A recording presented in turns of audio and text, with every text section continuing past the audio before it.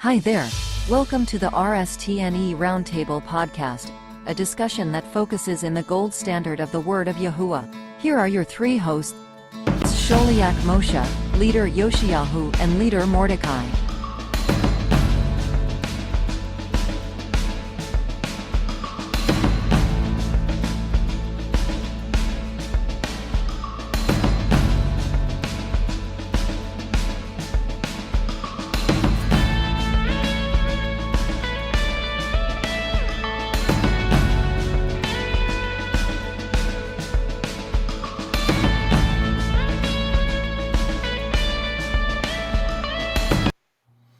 All right, here we is. Shalom, peeps, the round table. Woo, woo. Shalom. RSTNE round table. Woo! I'm here with all my woo. I'm here with all my peeps. Today's question: should I wear a beanie or should I not wear a beanie? Okay, now that we've Yes. got that, I want. All right, leave me alone. Now that we got that settled, I want to welcome our panel. Not peeps, the leaders, Mordechai. Am I pronouncing that? Mordechai Ramos and Little Melech in his own mind, Yoshiyahu ben Moshe ben Aserdo. So we're here with my beanie. I've been putting the beanie on by popular demand. The table is round, the minds are set. It's a pagan holiday, and we do thank Yahuwah for America. Because America, it's a messed up country, but it's the least of the messed up. In all the messed up countries, we still have the freedom to come on and act like fools for Mashiach. So, any opening remarks? Any revelations since the last time we got together at the round table? And then I'll throw some stuff at you, and we'll get the ball rolling. I believe this is episode number 7 or something to that effect. So, Mordechai, what's been on your heart or mind regarding the word of Yahuwah, the word of Yahuwah recorded in the RSTNE, the word of Yahuwah in general, if you like? What's going on over there? Are you Baruch frozen? Hashem, Yahuwah. Yes, Okay, there you are. Go. it's good. I've been very, very busy. I've been very, very busy Are you lately. teaching I'm your excited pigeons Hebrew? about last- You've been you've been teaching your pigeons Hebrew? I talk I talk I talk to them all the time. I praise Yah all the I'm sure time. you do. There. That's a But problem I can't help you with. You need yeah, no, I'm excited you need about professional.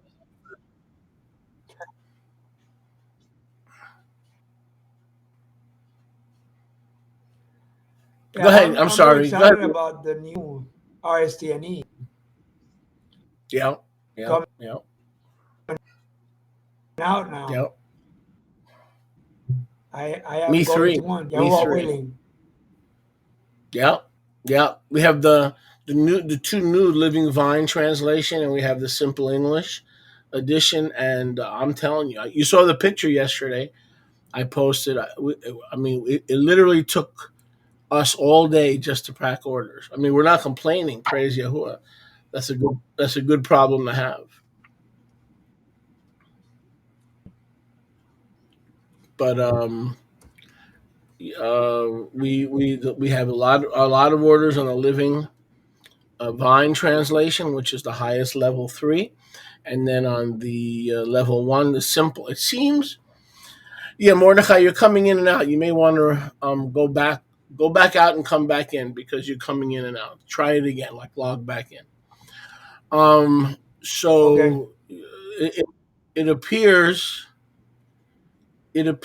that the level 1 is very popular because a lot of people they consider all the Hebrew and the glossary going back and forth. They consider it like a little bit of a bumpy ride, and so they prefer to just read the scriptures and meditate on the scriptures and focus in on the scriptures. And they when they have to go back into the glossary, even though they're learning Hebrew, it seems like it's for some people, not all, for some people, it's a little too bumpy, but the sales are fantastic. And I also want to point out something that people need to keep in mind. Okay, we accept donations for these. In other words, we are a non for profit tax exempt entity, which means that we cannot sell stuff like a supermarket. And when people give, it's considered a donation. Now we can pay our bills.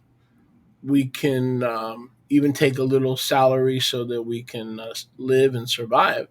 But basically, um, anything we take in has to be ministry related. So, just so people understand, when they're donating the suggested amount, first, we cover the printing cost, and we cover the other costs like the boxes. People don't think boxes, packing material. We just can't throw a book into a box. Okay, so I mean, businesses call that handling fees.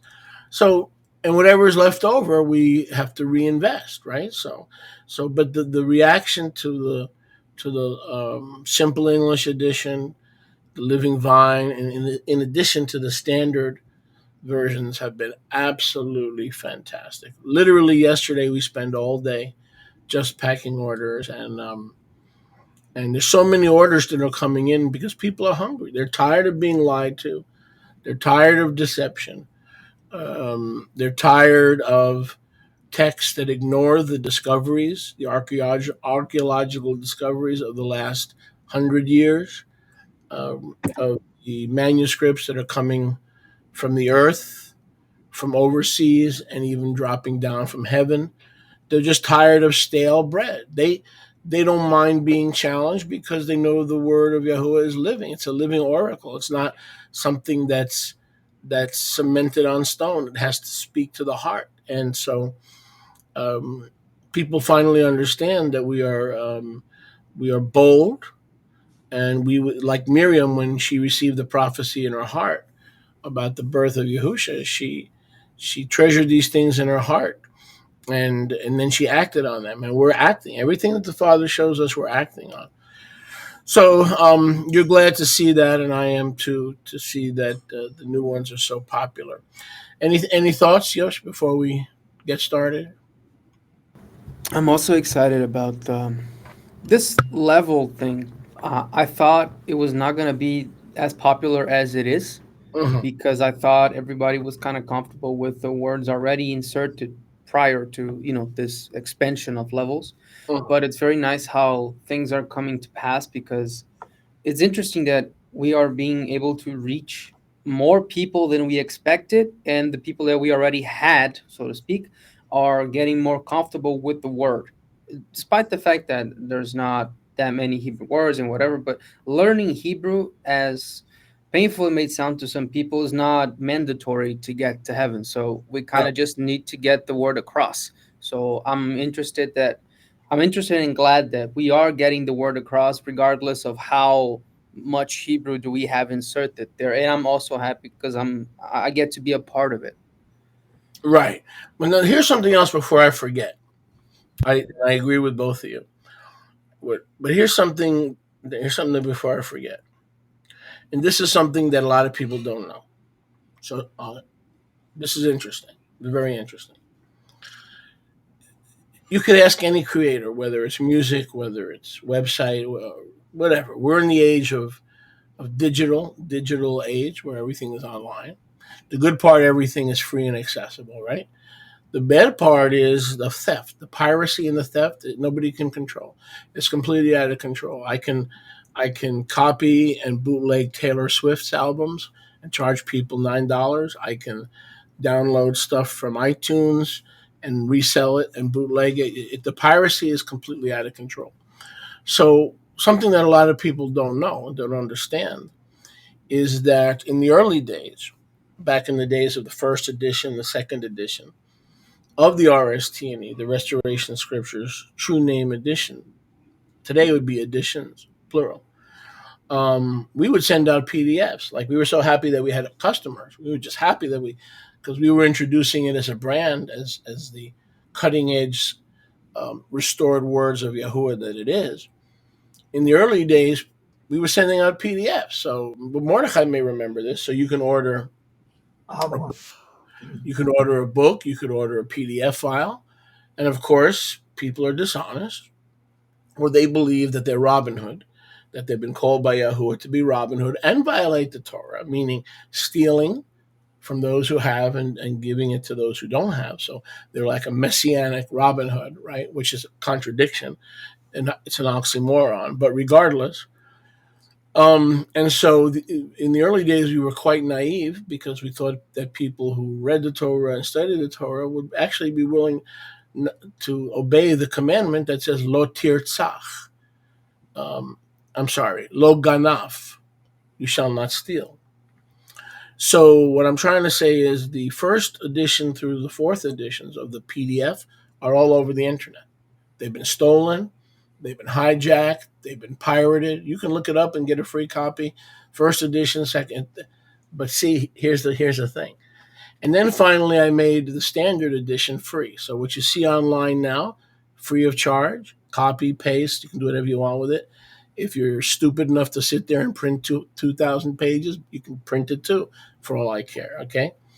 But see, we did that because we felt led of the Ruach to do that. Not only have we been blessed since we've done that, and not only have our donations increased, okay, to purchase copies.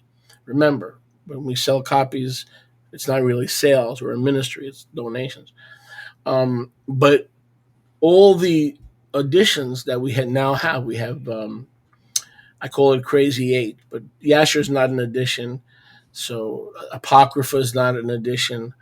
So in terms of editions, you've got the standard, you've got the Living Vine, and you have the Simple English. The new versions, if you heard that, that was probably an order. Did you guys hear that? Ding ding. Those are probably it's funny when I hear like two consecutive bing bing. That's an order. I know it's an order because I get a copy of the order and I get a copy of the payment. You guys heard that? Bing, bing, right? So somebody's ordering right now while we're speaking. So anyway, the point is that we learned the hard way and we don't give out PDFs anymore. People would say, "Oh, I'll pay for a PDF." Do you have PDF? In the early days, we were naive. And sure, we'll send you a PDF, $40. Yeah, yeah, yeah. We make money because, it doesn't cost us $40 to make a PDF. Oh, yeah, yeah, yeah. But we got burned. So now the point is nobody has a PDF anymore. If you got a copy of the RSTNA, it's somewhere between 15, 20, or 5 years old. So you have a copy that's so outdated that somebody posted it because they wanted to be a jerk, or they believe the gospel is free and we're charging, or some other stupidity. Okay. The gospel is free, but trust me, somebody had to feed Yahusha's horse, and somebody had to support his ministry as he went from town to town. But the message was free. He never charged for the message, but he had women who were supporting his ministry, who were financing him, so he was able to travel without burden. So none of the new editions that we've just added are anywhere online. See, so nobody has a copy. Check this out. What I'm trying to say is nobody has a copy of the Living Vine, and they will not get one. Nobody has a copy of the Simple English. See? So we outfox the foxes. If you have a copy that's on the internet, either we put it out there, that's the standard edition, and we put it out there for poor folks and people who want to study the word, but you don't have the recent editions, and you're not going to. See? So out of all the editions that are out there, there's only one that people have a copy to. The others, you have to support the ministry and keep us going. Not cool? Nobody has a copy. Okay, what Yoshi was working on with the Living Vine, nobody has a copy. What he was working on for me, formatting and so forth, nobody has a copy. The one we're working on now, and it's going to be called the rest. I don't even know if Yoshi knows this, Mordecai. It's going to be called the Restoration Scriptures Aramaic True Name Edition. Simply Aramaic. Every word, not one word from the Greek, Not one word from the Hebrew, not one word from the English. The Restoration Scripture, Aramaic, True Name Edition. There's never That's been only anything like it. Hashanah? It's under production right now. No, but is the Aramaic part is only the Brit Hadashah or the whole Tanakh? Both. Both. Uncorrupted by the Greeks, uncorrupted by the Church, uncorrupted by the Masoretes. We're working on it as we speak. So what I'm trying to say is, what I have found, and you guys can chip in here before we get started, even though I guess we have gotten started, the these three new editions, nobody has bootlegged it, nobody has stolen it, and they're not going to, because they can chirp and yell and scream all we want that we're charging for the word. I don't care. I don't care if they turn red in the face. They're not getting a copy. They're going to get what they got. A lot of ministries would not do what we've done. We put it out there free. I removed the protection so you can copy and paste it and print it. That's all we're going to do. That's the version. If you have a version, it's either old and outdated or it's provided by us, by the grace of Yahuwah that He's given us, free of charge, but you have the standard version. All these new editions that are running out the door, that are restoring stuff, you have to donate to the ministry to keep us going. And we're very comfortable with that. We're in shalom with that. What do you guys say? Well, I thought the only scripture that was written in Aramaic was the book of Daniel in the Tanakh. I don't know. Right, but you need review one of my teachings, like from a few Shabbats ago. You might have missed it because you were meeting. Review one of my teachings in Matthew 13 and in Matthew 23. Yahusha says in Matthew 23, he says, "Behold, I send unto you scribes. Some of them you kill, some of them you persecute." Right. So who were the scribes that were working for Yahusha? They were not Masoretic scribes. They were not from the school of Ezra. Then in Matthew 13, he says, a true scribe, as opposed to the false scribes of the Pharisees and today the church. He said, a true scribe brings forth from his treasure things old and new, right? So as I've studied this, and you can review the teaching, it's from a few Shabbats ago, I believe Yahusha knew that the manuscripts that were available in his day were already corrupted by the school of Ezra. And of course, now, hundreds of years later, it's even more corrupt. And so he gave the Brit Hadashah in Aramaic, and he gave the Tanakh in Aramaic, because the manuscript that we're using for the Aramaic Tanakh is dated. It's carbon dated. It's scientifically dated. I can give you the exact name, or Yoshi might have the exact name. And it dates back to the first century. So I firmly believe, I have come to believe through my latest studies, that is correct. The original was Hebrew. That is correct. But because of the corruption of the school of Ezra and the other anti-Messiah corruption, Yahusha trained scribes. And these scribes were tasked, number one, correct Tanakh, and number two, leave a record of my life and my ministry. So I believe the Aramaic we have today is not the original. It's not the original, but it's the one Yahusha. Who were the scribes that Yahusha sent? He talks about, he said, I send you scribes. Certainly he didn't send the scribes who conspired to kill him and were sons of darkness, right? And they were moonwalkers, right? He didn't send those scribes. He didn't send the scribes that took away one of the two sticks and wouldn't let Ephraim return and serve Yahuwah, and told Israel to divorce their wives, even though they used to be Moabites and Arabs, but they had converted to the Aloha Yahuwah of Israel. And Ezra said, it doesn't matter if they have the true faith, get rid of them anyway, because they're not Jewish. Yahusha is not going to endorse that. So the scribes that Yahusha sent were personally trained by him. And I'm about 102% sure that when Yahusha gave the New Testament, he also fixed the Tanakh. So even though it's not the original, it's the restoration. So as I taught a few Shabbats ago, the restoration scriptures are actually what Yahusha did in the Aramaic. Those were the beginning of the restoration. Those are the real restoration scriptures. because the New Testament in Aramaic talks about the restoration of Israel, right? And the new covenant, right? And the Tanakh talks about, corrects all the errors. All the errors that you have in the Masoretic are gone in the Peshitta Old Testament. All the 5,800 various manuscripts and readings that you have in the Greek are gone in the Aramaic Old Testament. So while it's not the original, it's restored. Now the question is, who restored it? The Pharisees are not going to restore the Aramaic. The church is not going to restore the Aramaic. They're going to keep playing with the Textus Receptus, which is the copy and paste of 5,800 various manuscripts. So based on Matthew 13 and based on Matthew 23, Yahusha, we have two witnesses where Yahusha claims to have trained and sent his scribes to fix the mess of the other scribes that try to kill him. So we're releasing this, Yah willing, in a few weeks, okay? And Yoshi can tell you a little bit more about it. He's working slow. We're trying not to rush, so that we don't have to keep redoing this. But the point is, this is going to be another tool. So now, what started with the first version back in 2002, I guess it was 20 years ago, whatever it was, 2004, is now an entire line of versions, and none of them are pirated and will be pirated because we learned there's going to be no PDFs. So you can pay me $100 for a PDF. I'm not going to give it to you because I know what's going to wind up happening. It's going to wind up somewhere in Mexico being distributed.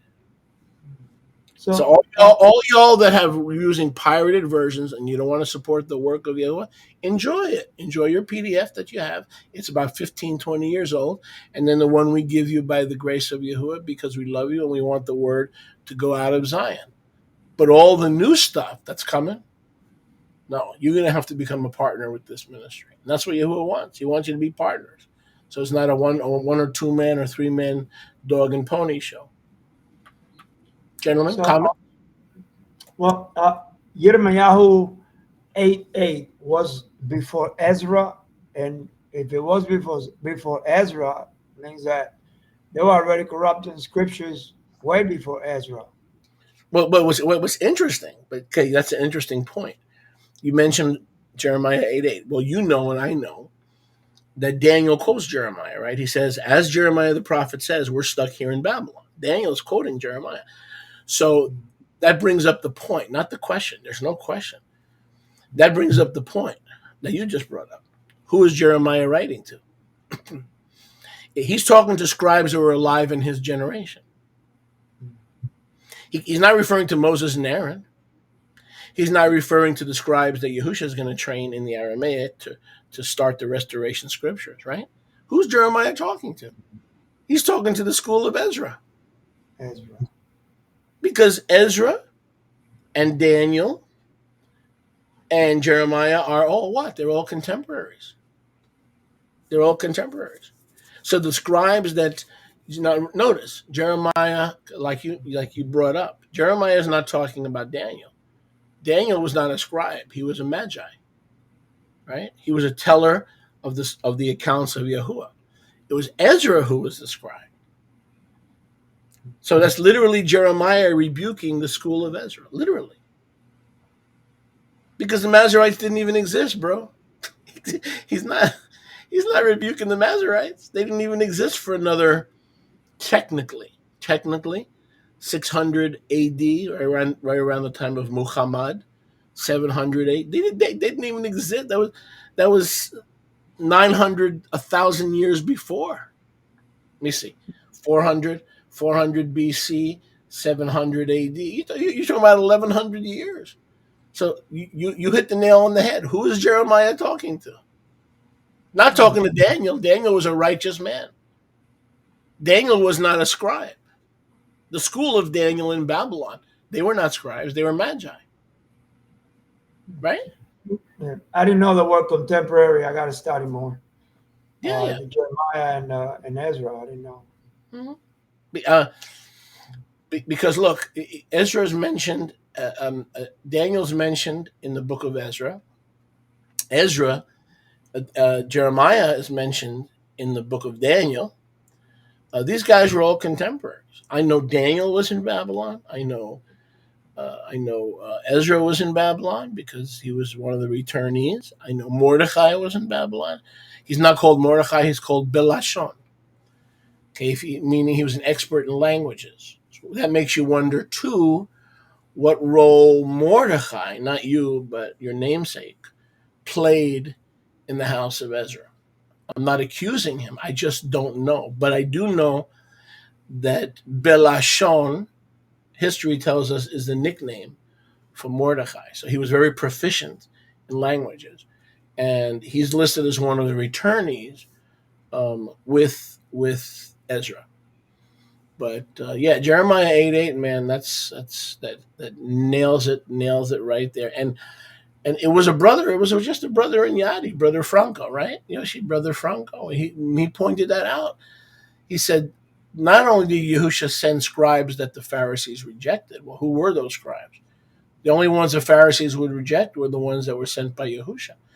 And then in Matthew 13, he again says he sent scribes. He said, as opposed to a false scribe, a true scribe is trained by me. He's given old things to restore. That's the Tanakh into the corrupted Hebrew, into Aramaic, and new things. Yahusha said, I'm giving the true scribes old things to restore and new things to restore. Powerful. He came up with that, and it's like my eyes open. Powerful stuff. Yosh, Mordechai, anything? Yeah. Just wanted to say that it's interesting as I'm working in the file, and it's taking forever because to start formatting a file, basically have to go from the ground up, and all sorts of problems start, all sorts of weird things happen. But anyway, it's interesting that when I was working with the Avia scriptures, basing my efforts on the Septuagint, I found it interesting that the Septuagint, which is a Greek translation from an Aramaic source, had a lot of things missing. And in this Aramaic Peshitta, we have some verses missing. And what does that tell me? That the Peshitta was so right that people started trying to rob it and tear it apart because we have some verses missing because the manuscripts were basically moved from here and there. For instance, the Brenton Septuagint is based on a file that Napoleon stolen.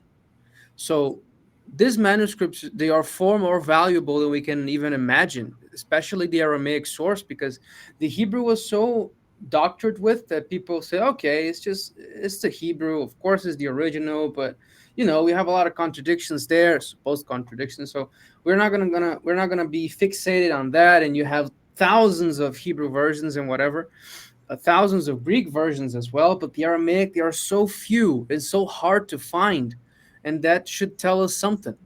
And it is interesting that you pointed out the piracy, and that's pretty much what Ezra did when they came from Babylon, because he produced his own versions with his own opinion, basing the text and racist opinion, vexing a part of our own people. And Yep. we bashed on Ezra several times, but and rightfully so. But my point is, We exposed him. We didn't just bash on yeah, him. We exposed him. we exposed him. How about the chutzpah that he had when he moved Yahuwah's altar of blessing to the Mount of Cursing?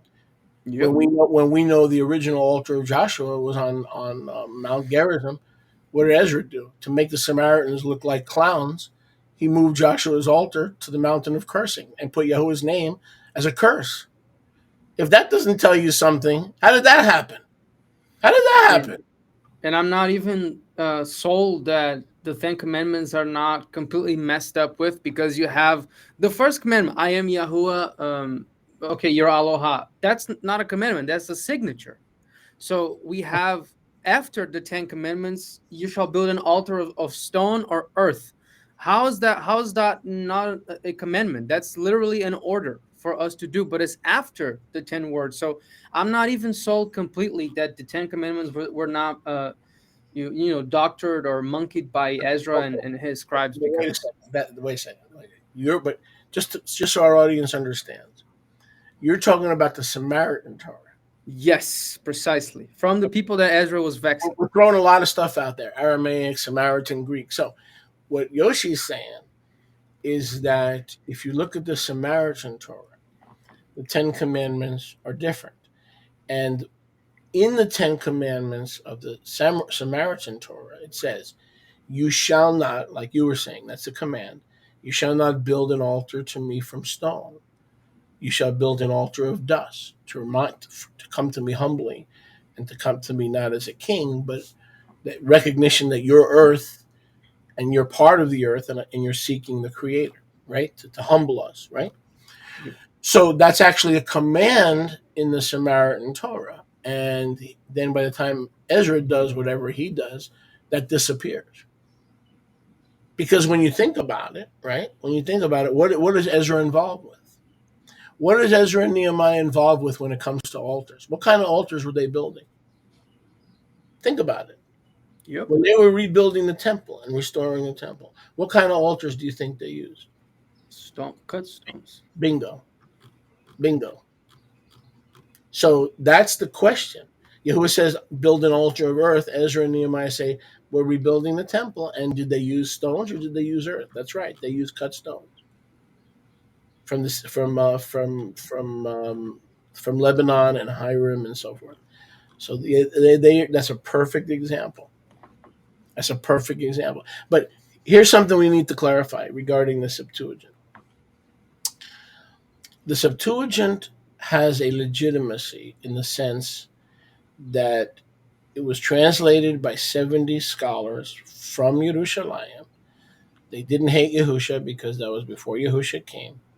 They had a more ancient Hebrew manuscript. Okay, so it was not somehow, it was really different from what Ezra had. So there are two lineages of Hebrew manuscripts. One is the House of Ezra, which became the Masoretic. More errors were added, so the errors were compounded. But then we have another lineage of manuscripts, not the Septuagint being Hebrew, but the text that was used for the Septuagint. And the Septuagint is 30% different, 35% different than the Masoretic, which indicates to us that there were two threads of Hebrew manuscripts.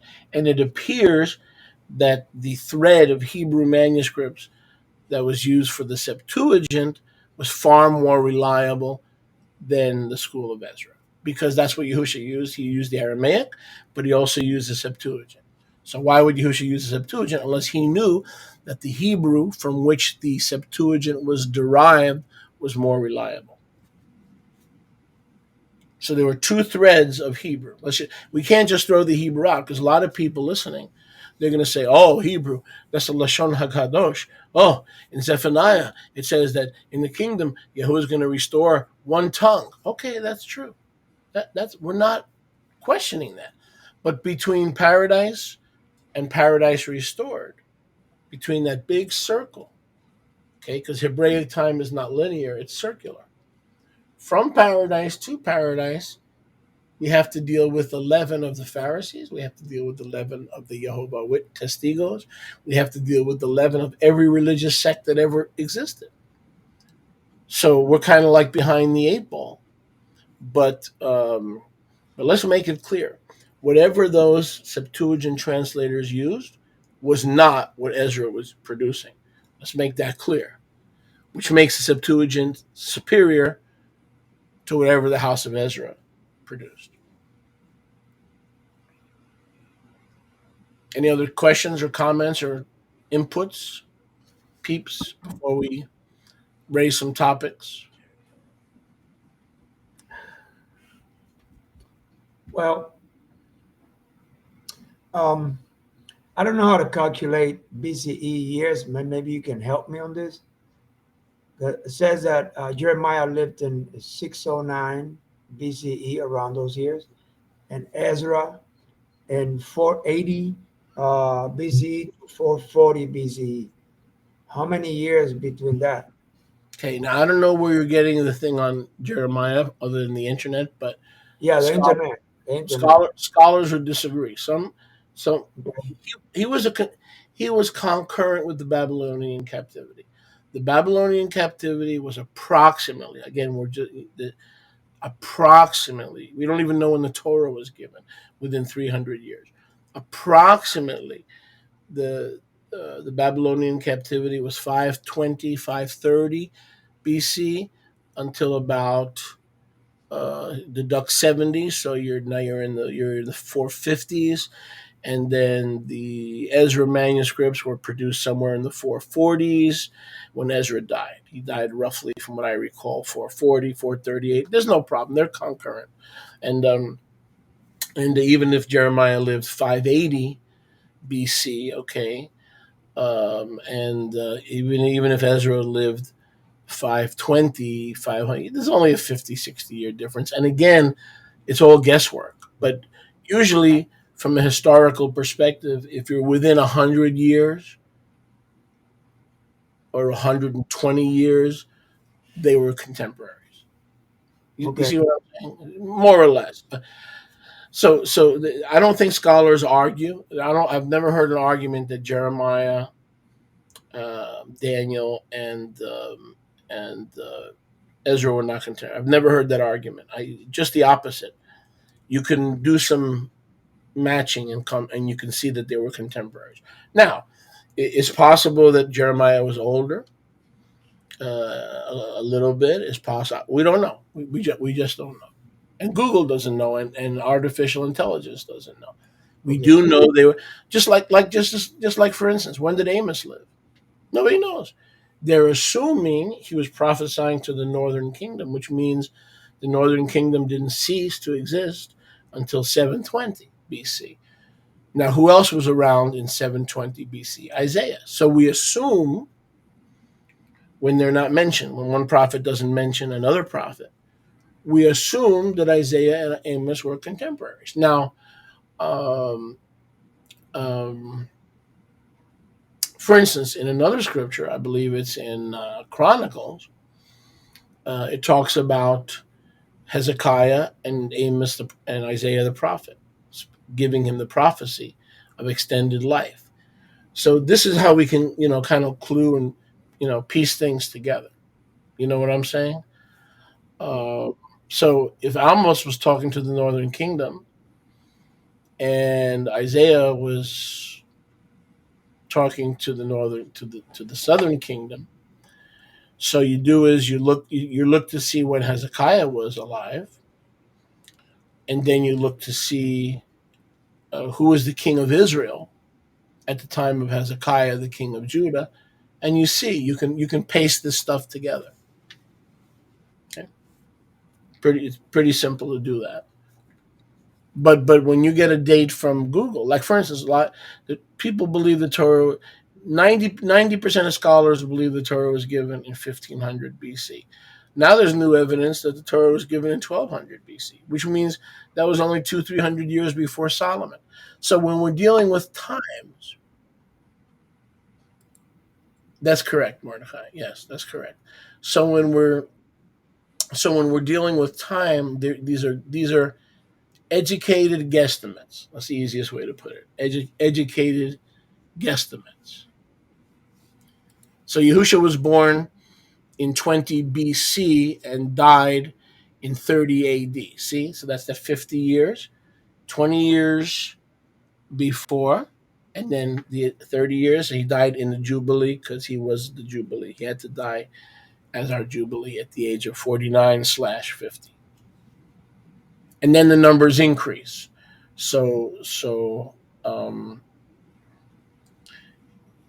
a lot of this is Christian dating, so that makes it a little bit more confusing. But there's no doubt in my mind that they were contemporaries. Now, you know, you sometime one prophet will mention another. Like for instance, Zechariah was also a contemporary of Jeremiah, right? So they literally mention each other, which is cool. When they mention each other, it makes things a lot it makes it a lot easier to paste time together. But Baruch Hashem Yahuwah. But in all things, we have to remember, okay, Yahuwah. When we think of Yahuwah and Satan, we think of a spiritual warfare, and we think of a spiritual struggle. But what people don't realize is one of the if we think about it, it makes perfect sense.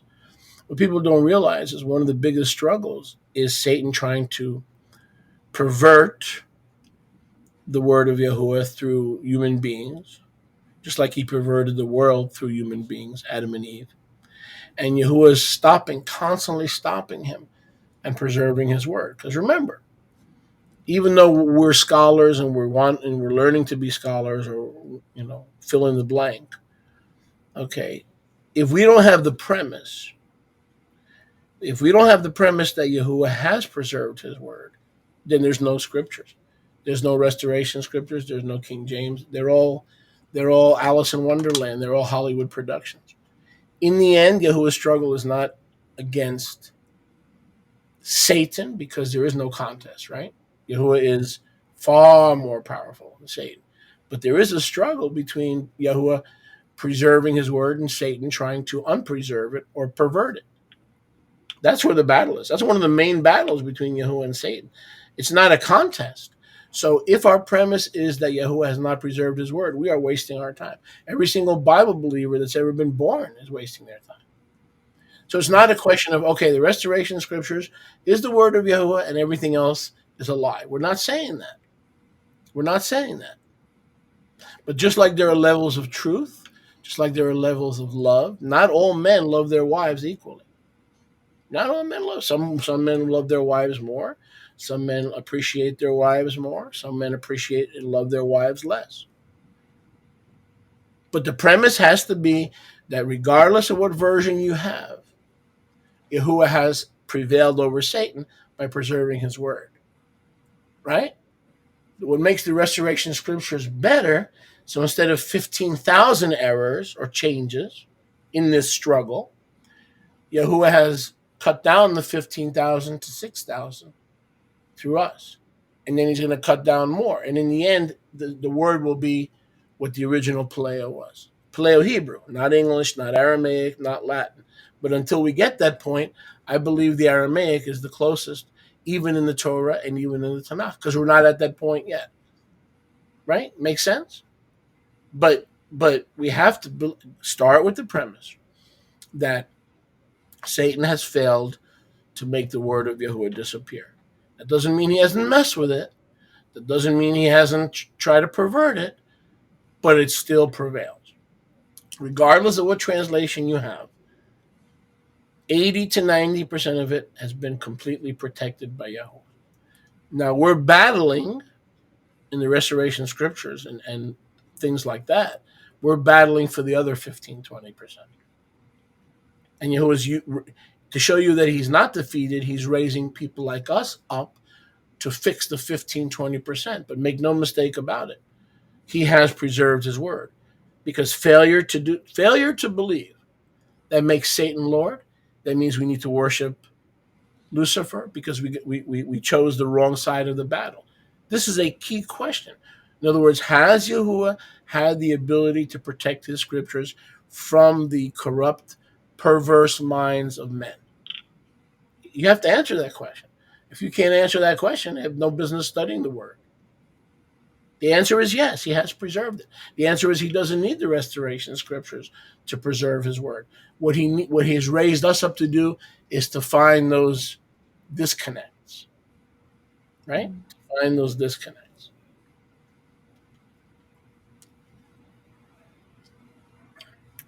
So, let's advance. So let's see what we have by way of discussion. So I'm looking at a topic here, and we may have covered this, and if we did, we'll just move on to the next topic. In light of the fact that Old English Bibles basically do not come from Hebrew at all, but from Latin and Greek, even though Wycliffe and Tyndale claim to have been experts, we know that they were not fluent. How does the Restoration Scripture stand out? What are some of the main differences, including verses that were in error that have been restored? So the best way to address this is to pick a few verses that are different than most English scriptures. Okay, so the best way to say, so the topic is, how are the Restoration Scriptures different from the standard Bibles? Now, this question alone could take us 10 years, right? Obviously. So the best thing to do in a case like this is to choose a few examples. So why don't you guys, if you could think of a place that you recall reading, that just to give our listeners some idea of how it's not your standard English Bible, which we know was translated from the Latin Vulgate and from Greek manuscripts by people who copied. Okay, they used the Masoretic text, they used the Latin, they copied, they used Luther's translations. They did not go into the Hebrew or into the Aramaic. Probably couldn't speak Aramaic. They didn't believe the scriptures were given in Aramaic, restored by Yahusha, so they didn't waste their time with that. And they didn't waste their time changing it because they figured, well, the rabbis are the experts in Hebrew. So all they did is copy and paste the errors, and the errors were passed along. So let's think. I mean, obviously, I'm in the best position to do this, but you guys may think of a couple of places where that stick out to you. Go ahead. Anybody can pop in. The first one that comes to my mind is Psalm 40 verse 6. Oh, Because when you brought that up, and I never read another Bible besides the RSTNE, the Portuguese version that Elder Joseph did and translated in it, and also the English version. So to me, it was not, it was not a big deal until I went and I started working with the scriptures, and that was the one that caught my attention the most, because literally there is an obscurity of the body of Messiah. You can see the agenda of whoever did that, basically trying to deny that the Messiah would come in a body that is not human flesh, but it is flesh nonetheless and looked like us. So that to okay. me is the first that comes to mind. So let's read it first in the traditional English Bible, and then Mordecai can read it if he'd like. We'll put it up on the screen.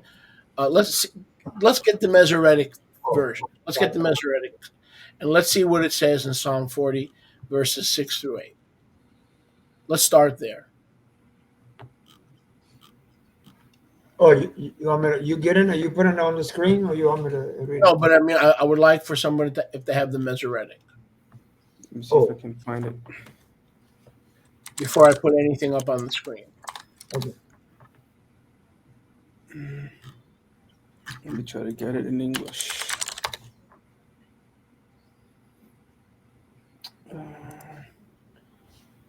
Okay, I got it.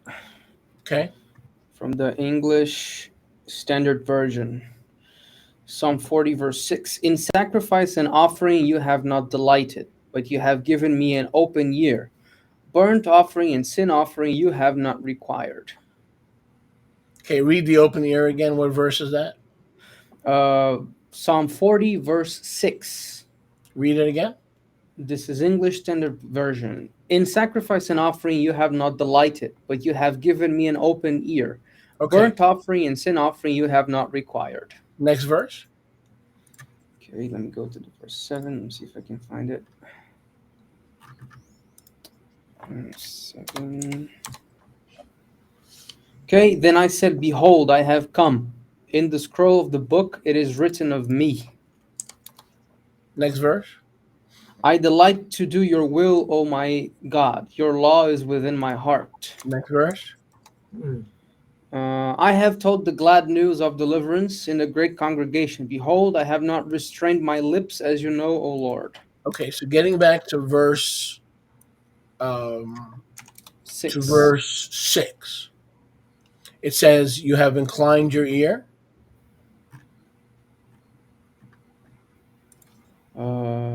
You're asking me? Yeah. Nope. Here it says, you have given me an open ear.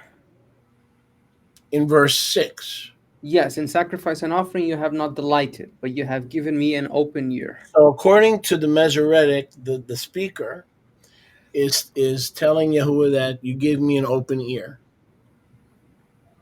Instead, of saying, as we see on the screen, but a body, the Hebrew word is goof, but a body you have prepared for me, because burnt offering and sins did not cut the mustard.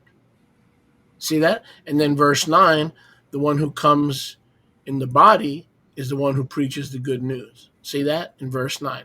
So the body is missing. And then when we compare that with Hebrews chapter 10, it quotes the correct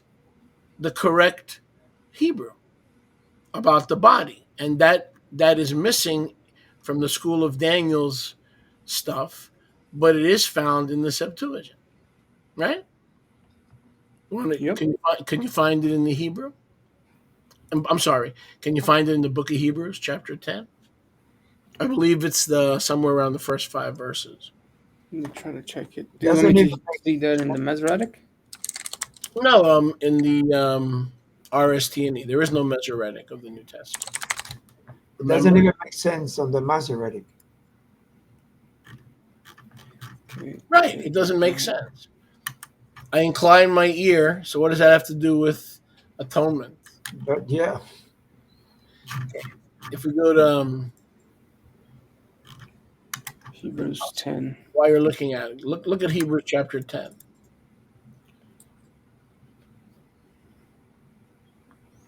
And I'll see if I can put it up on the screen. Hebrews 10:5. Okay? Start. Go ahead. Therefore, when he comes into the current world, or Olam Hazeh, he says, sacrifice and offering you did not desire, but a body you have prepared for me. Okay?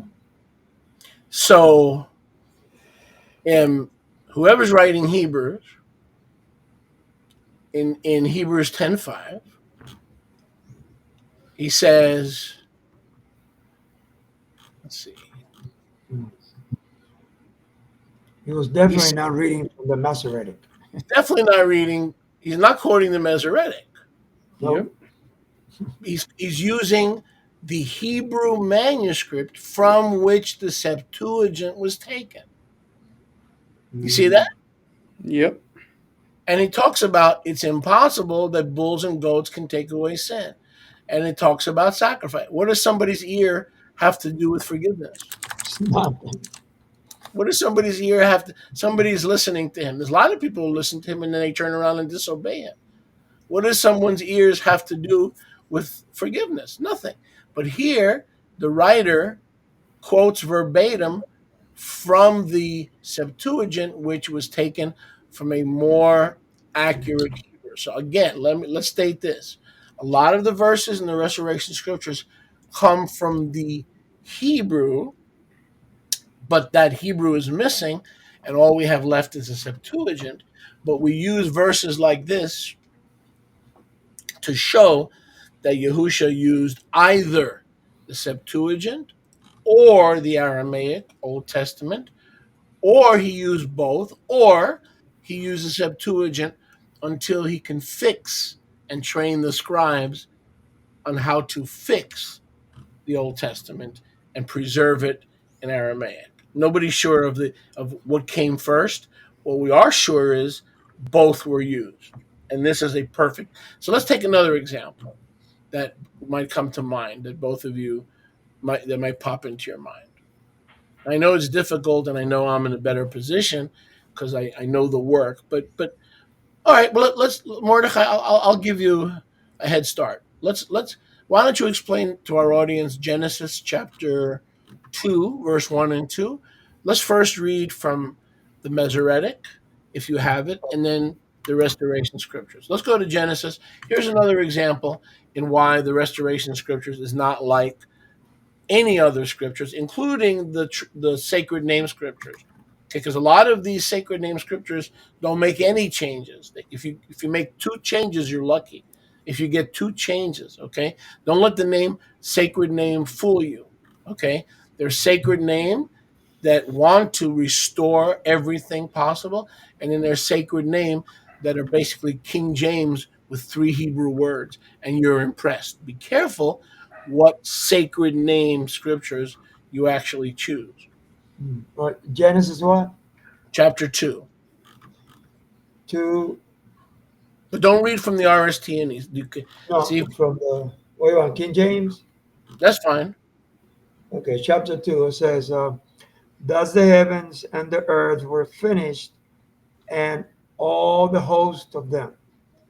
Verse 2, and on the seventh day, God ended his work which he had made, and he rested on the seventh day Stop. from all his Stop. work which he had made. Stop. Stop.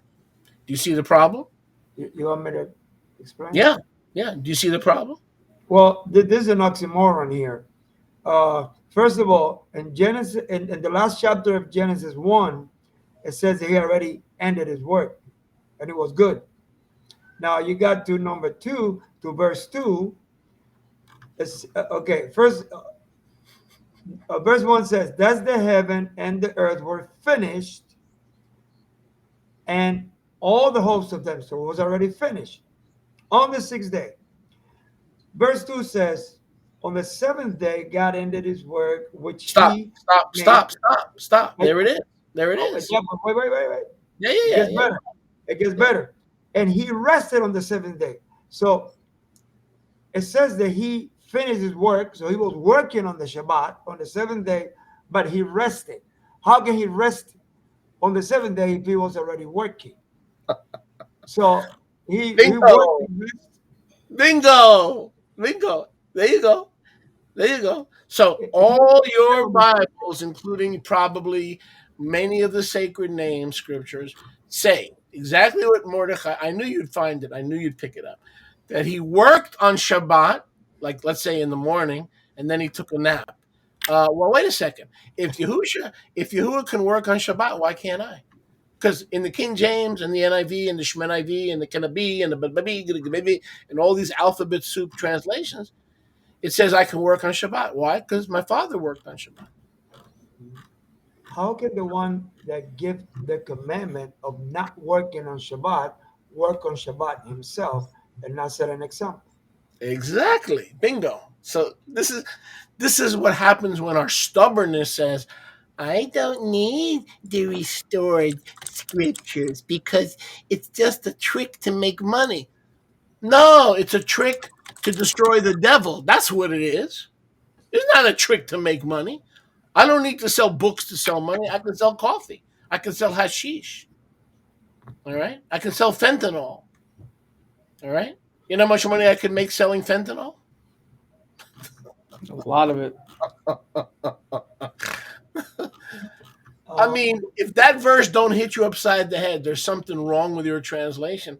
We're just wasting our time in this roundtable. We're wasting. If people can't, if they don't get upset about what you just read, then I don't. There's no pulse that can bring them back to life. People should get upset when I see stuff like that. I get upset. Now, when you go to Bible Hub and you read all those translations, there is maybe 2 more translations that says that he rested on the sixth day. It doesn't mean that those translations that they fixed everything, but it's just a witness to the restoration of scriptures for that particular verse.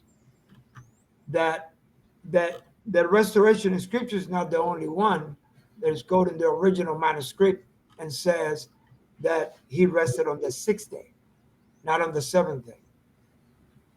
So You we're mean not alone. So the restoration, we're not alone in this. There's other witnesses. But you mean he ceased working on the sixth day? Yeah, that's what I'm saying. That he stopped working on the sixth day. Exactly. Yeah. Exactly. And let's take another. I mean, this should be pretty simple, but let's go to Isaiah 9, 6, and 7. I was gonna say that. You were going to say that? Okay. Yeah, I mean, we can literally do this for forever. 15 episodes.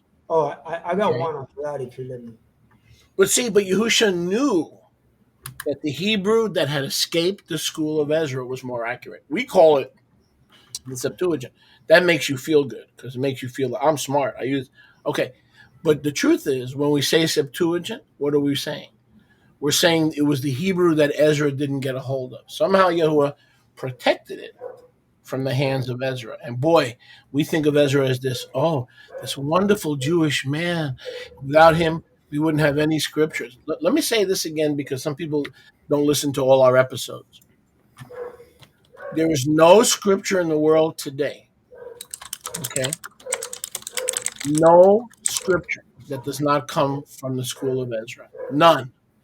Unless you have the Septuagint or the Aramaic Peshitta.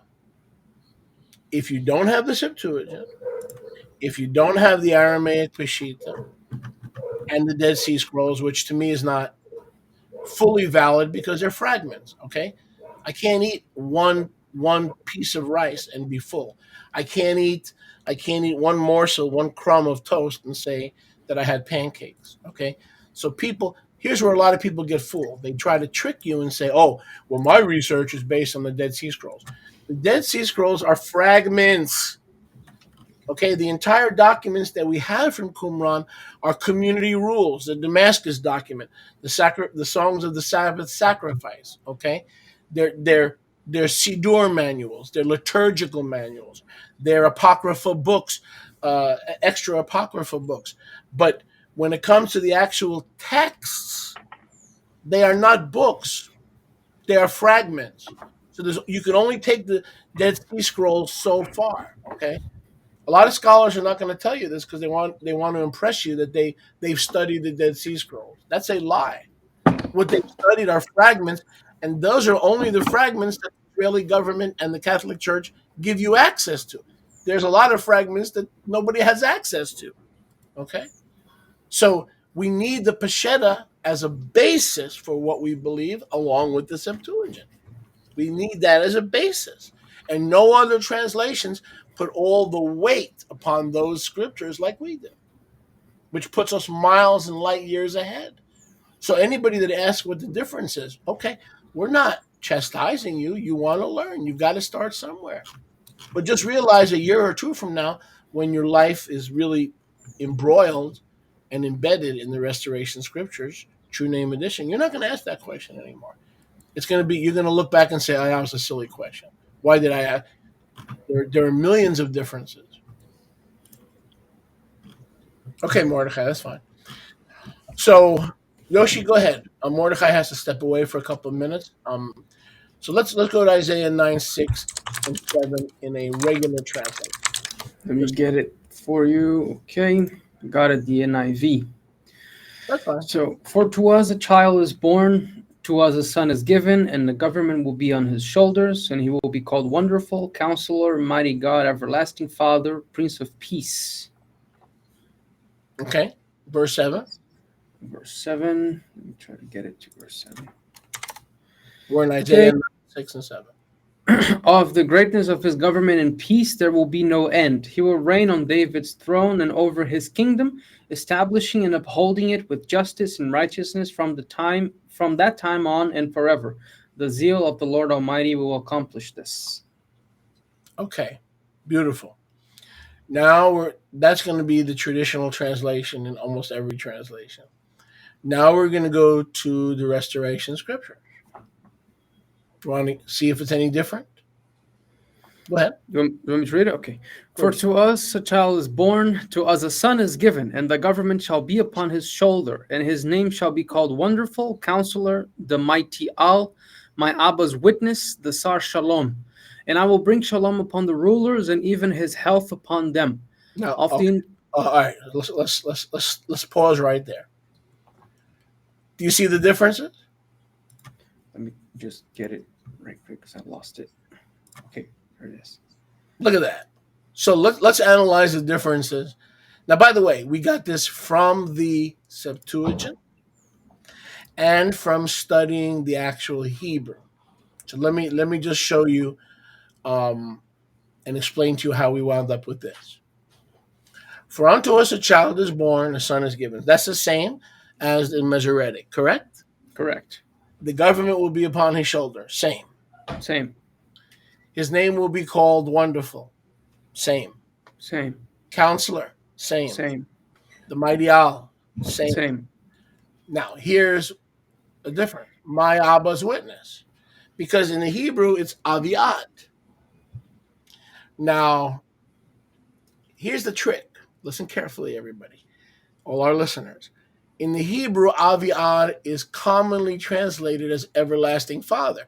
So, how can the Son and the Father be the same person?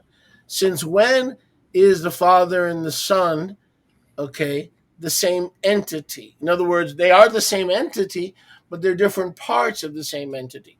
But if we use any translation other than the rest, I don't care if it's the Sefer, I don't care if it's the Hallelujah, you have the Son being called the Father, and you have the Son being called the Son. Now, what are you going to do? You have the Son being called the Son, and you have the Son being called the everlasting Father. Now, let's go back to the restoration scriptures. So up till here, it's the same, up until the word mighty Al. But the Hebrew Avi means my father, father, Avi, my father, possessive. Ad, the Hebrew word ad is witness, like the Ark of the Testimony was Aharon Ha'edut, or the tent of the testimony was Ohel Ha'edut. Ed, same word, ed. In Aramaic, the word for congregation is the congregation of witness, or the edata. Let me say that again. In Aramaic, the congregation of witness. In Hebrew, kehillah, a term we're all familiar with, kehillah. But in Aramaic, it's not kehillah, it's edata, which literally means the congregation that bears witness of Yahuwah. So here, he is the Father's witness, because he came into the world and said, I am a faithful witness. He was the Father's only witness. Why? Because he was the only one that was in heaven in eternity past with the Father, who was able and eligible to be a witness, right? So we are his witnesses. We are Yahusha's witnesses because we've been commissioned. But the Father only has one witness, right? Abba's witness. That is Aviad, the Prince of Peace. So from the Hebrew, we didn't change the Hebrew at all. Even from the Masoretic, instead of mistranslating it and saying that the Son is the Son and he's also the everlasting Father. Well, why not the everlasting grandfather? Why not the everlasting great grandfather? Let's call the Son the everlasting great grand. Well, let's call the Son Mohandas Gandhi. I mean, it's stupid, right? If you carry this illogic, you get more illogic. So that's change number one. Change number two, where do we take this from? The everlasting Father, Prince of Peace. So right here is where all the translations end, right? Yaled nolad lanu ben natanu lanu vayeh misrach shichmo vayikra shmo peleoet el gibor aviad sar shalom. Okay? So in all translations, it ends right here. So the question is, where did the restoration scriptures concoct this? I will bring shalom upon the rulers and health upon the rulers. Yoshi, where do we get that from? Septuagint. Did you see this in the Septuagint? Hallelujah. Did you Yep. see it with your own eyes? Yep. Did you see? I'm not talking about reading the RSTNE. Did you see this with your own eyes? Yep. I have it. Okay. And you can look it up in the Greek. So the entirety of what this says, that this Son of Yahuwah, the witness of the Father, not the mighty Father or the everlasting Father, the witness of the Father, will bring shalom and health to his rulers. Who are his rulers? Fivefold ministry. That's right. He's the Prince of Peace. He brings us shalom and he brings us health. Hallelujah. Not to the Jews, but to his rulers. Yep. And that's just a few of the crumbs of the changes in the RSTNE. Not changes, restorations. Any closing comments, gentlemen? I have one more verse, if I may. Yeah, man, go ahead. I'm telling you, I'm relating to you guys verses that changed my walk and changed my whole perspective, because Yep. before this I was a full-fledged pagan and I thought the Bible was just a story for children, to be read to them before it went to sleep. So And when I suckers. started learning this, it blew my mind because it made all the sense in the world. So I know there is no Brit Hadasha in the Masoretic text, but Romans 10:4 to me is a gigantic example Ooh, ooh. of how twisted the word of Yahuwah can be, because Take us. it's yeah, Romans 10 verse 4, to me this is a gigantic one, because if we don't get this through our heads, we are basically losing our time trying to keep Shabbat, trying to keep the Moadim, because according to what it is written in normal translations, this amounts to nothing. So let me get the I got it King for you. I got it. I'm gonna get the other translations to see, Sure. to correlate what I'm saying. Yep. So Romans 10:4. I'm just gonna read this verse. It has no necessity reading the whole context, but basically it says Christ is the culmination of the law, like he is the end of the law, so that there may be righteousness for everyone who believes. So basically, what this says in the King James version is that Right. once Christ came, ain't no law necessary anymore because he is the righteousness for everyone who believes. So that would excuse all Christianity and all religious that branch out from it to, eat pig, to don't keep Shabbat, to, do whatever you want. Because once you said, I believe in you, like a fairy tale, you're in.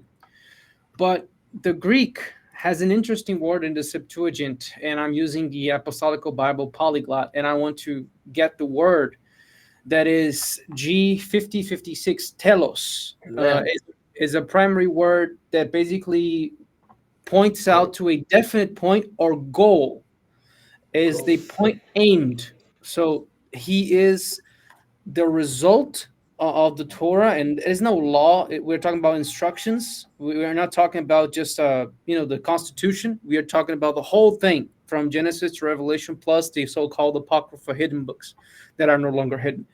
So he is not the end. He is the fulfilling of it. He is basically the incarnation of everything we should have done but couldn't do, precisely because we have hard hearts and difficulty with stubbornness and whatever. So here it says he is the telos, he is the goal of it, not the end of it.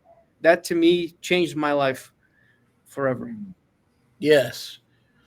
Now, I will say that some sacred name versions have fixed that. Not all, but some, because we want to be fair. We want to make our case for the RSTNE, but we also want to be fair. Many sacred name scriptures have fixed that, like the South African scriptures, but they're nowhere near as restoration oriented as we are. So let's look at it in RSTNE. Want to read that? Mordechai, you want to read that? Verse 4, for the Mashiach is the actual goal of the Torah for an eternal Sadiq righteous standing with everyone that believes. Wow. You want me to keep going? No. That's fine. So in Hallelujah. the RSTNE, here's the point. Everyone who is seeking to be eternally justified, meaning just as if we've never sinned, must come to the goal of the Torah. The goal of the Torah was to get you in the kingdom. The problem was the Torah couldn't get you in the kingdom. But the heart of the Father in giving the Torah was to point you in the right direction. Hallelujah. So the Torah pointed you in the right direction, so that when you got to the end of that road, you'd be forever, eternally immortal in the heavens. So first comes the Torah to put you on the road, and then comes the Messiah to bring you to the home at the cul-de-sac at the end of the road. One doesn't contradict the other, and one doesn't replace the other, and we have that beautifully preserved in the language of the RSTN. Any closing comments, gentlemen, before we end this roundtable? I just want to say that you cannot take Torah from Moshiach. You cannot separate. You cannot separate Torah from Moshiach, Moshiach from Torah. In other words, 100%. like it says in the RSTNE, the Torah puts you on the road, but Yahusha, finished work, taleo, perfection, maturity, pushes you to the end of the street, which is heaven. That's the cul-de-sac. That's the resting place. And he's the whole purpose of the road. In other words, the road is not the purpose. The purpose of the road is to get you to the cul-de-sac. Hallelujah. Hallelujah is right. Baruch Hashem. Baruch Hashem Yahuwah. Hey man, we'll see you next week. All right, y'all willing? On another Yahweh. episode. Yeah, man, y'all willing? On another episode of the RSTNE Roundtable. Baruch Hashem Yahuwah. Baruch Hashem Yahuwah. Baruch Hashem Yahuwah. RSTNE Roundtable Podcast, a discussion that focuses in the gold standard of the word of Yahuwah. Here are your three hosts, Sholiach Moshe, leader Yoshiyahu, and leader Mordecai.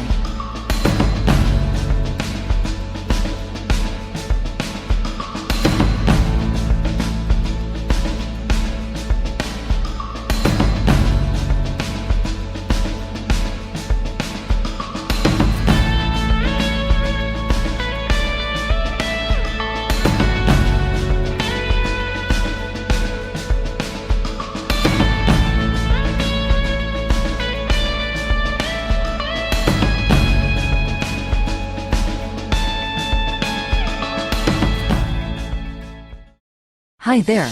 Welcome to the RSTNE Roundtable Podcast, a discussion that focuses in the gold standard of the word of Yahuwah. Here are your three hosts, Sholiach Moshe, leader Yoshiyahu, and leader Mordecai.